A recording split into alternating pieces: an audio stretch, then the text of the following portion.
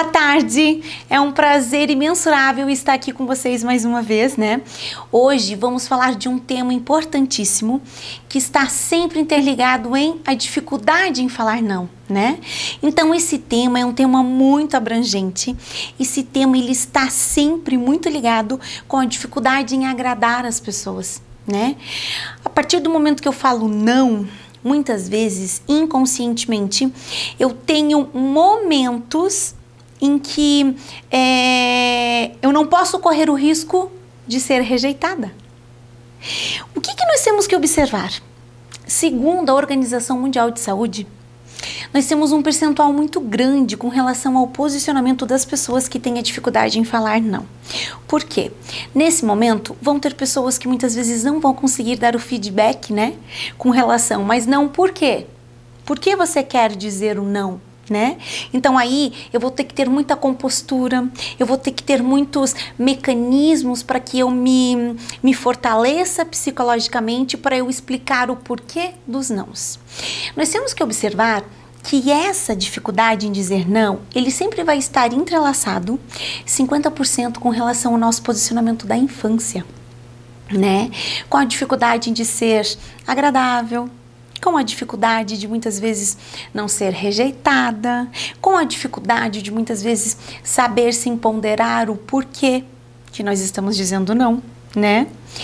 Primeiro posicionamento. Sempre quando você falar não, tente encerrar o assunto o mais breve possível. Automaticamente não fique se enrolando quando você não consegue falar o não. Muitas vezes demonstre através do seu olhar segurança. E qual o posicionamento básico do aprender a dizer não? Quem que você prefere? Que você sofra o outro? Nós não podemos ser tudo na vida, né? A partir do momento que muitas vezes eu não consigo me expressar e dizer o não, sempre esse fator está interligado com relação ao posicionamento de ver o outro em primeiro lugar. A partir do momento que eu falo não com convicção, eu pensei no meu eu. O que eu gostaria de demonstrar para o outro? Um exemplo. O que geralmente, né, as pessoas acarretam? Eu não consigo ir no evento X, mas para não ficar feio ou porque eu não vou saber argumentar o suficientemente, eu vou dizer que eu vou no evento. Mas por dentro eu sei que eu estou mentindo para mim mesmo que eu não vou conseguir ir naquele evento. Então automaticamente a pessoa diz, aham, vou. Porque ela não consegue dizer o não. E o que acontece? Fica muito mais feio você aprender a dizer o não já no primeiro momento do que você acreditar em você mesmo e arrumar desculpas. Ai, mas eu iria, mas é que aconteceu imprevistos, inúmeros acontecimentos. Gente, a partir do momento que você mente para você mesmo, nós criamos barreiras.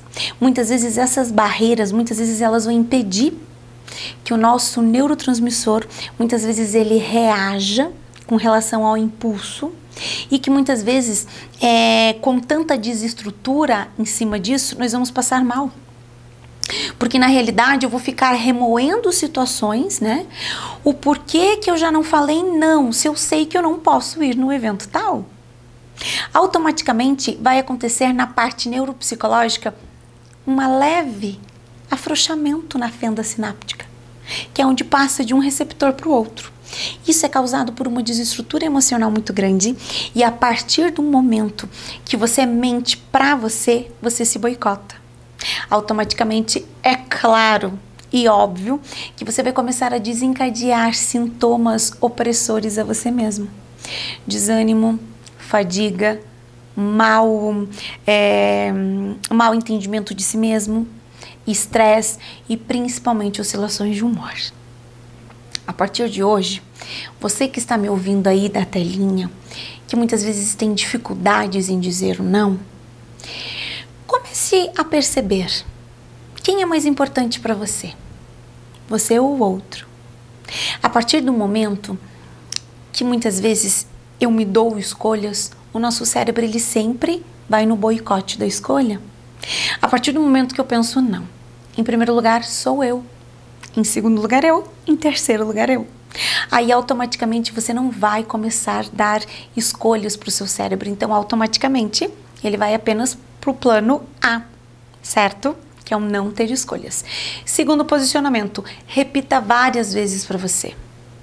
Não vou poder ir no evento em função disso. Ai, mas e o que o outro vai pensar? O outro não tem que pensar. A partir do momento que você realmente não pode, você vai falar a verdade. Não posso por falta de tempo, não posso porque não estou bem preparado. Estou passando por momentos de muita saturação, né? Não estou bem no meu trabalho, estou com conflitos familiares. Fale a verdade, não minta para você mesmo. A partir do momento que você se autoafirma e que você pensa, tá, peraí, o que o outro vai pensar? Você está se preocupando mais uma vez consigo ou com o outro?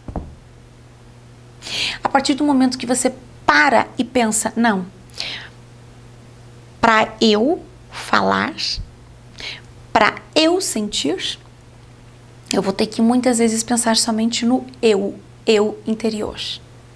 Não dê margens para o seu cérebro pensar como o outro vai pensar. Entenda, se nós colocarmos para o outro, ele prefere ele mesmo ou você, com certeza ele vai escolher ele, tá? Terceiro e quarto posicionamento.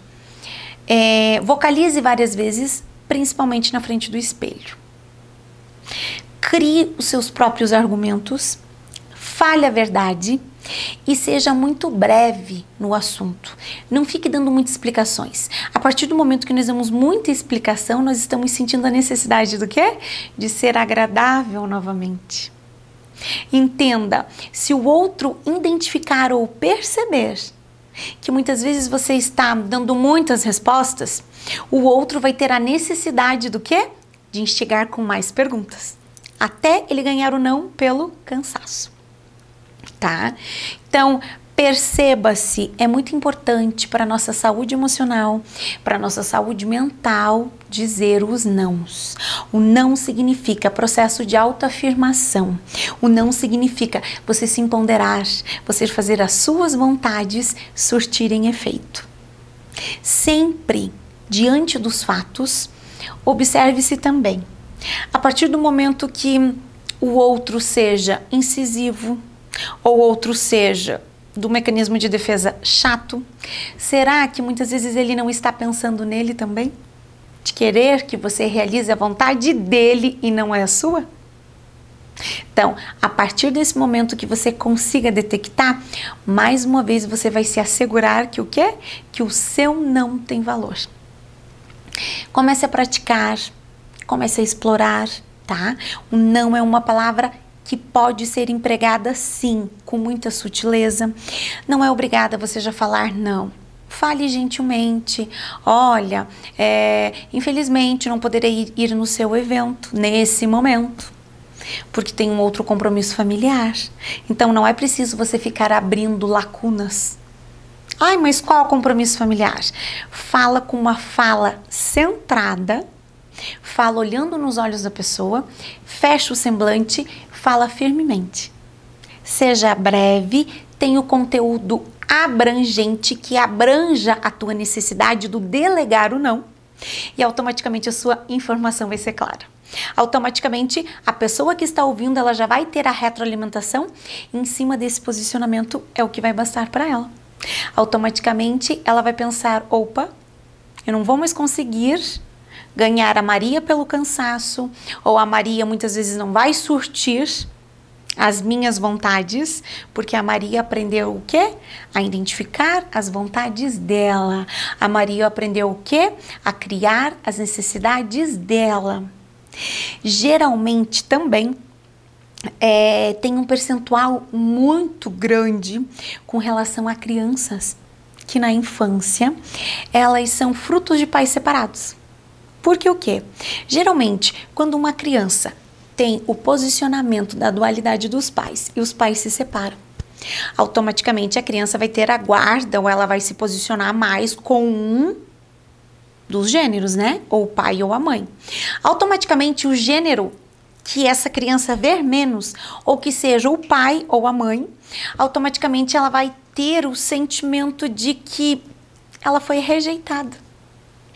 Então ela vai crescendo com essa desestrutura emocional, nunca sem verbalizar para ninguém, né?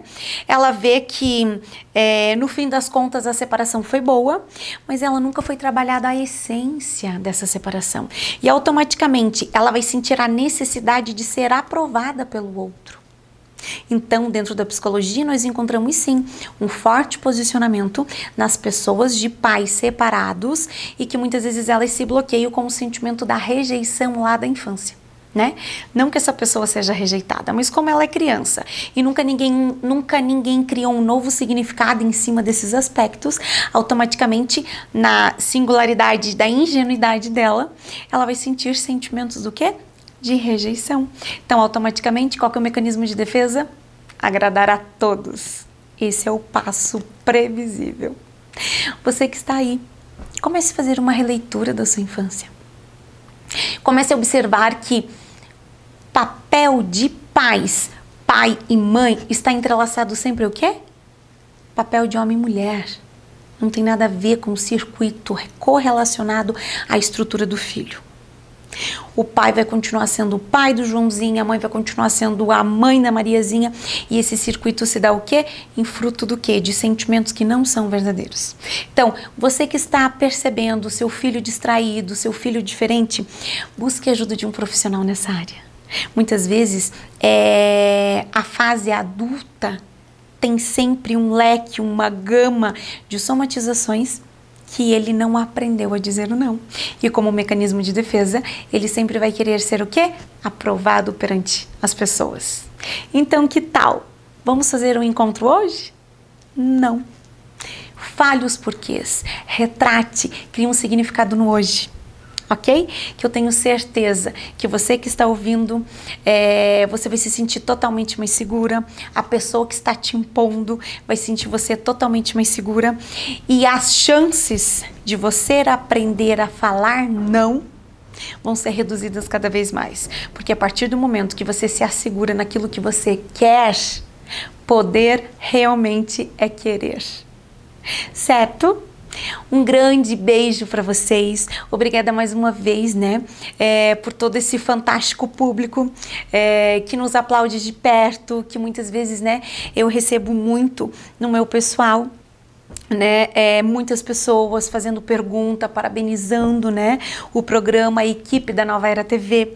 Sempre vai ser uma grande satisfação nós estarmos trabalhando com esses assuntos pertinentes e você que tem dúvida também, pode entrar em contato conosco no endereço que segue aí, ok? Um beijo grande e fiquem com Deus.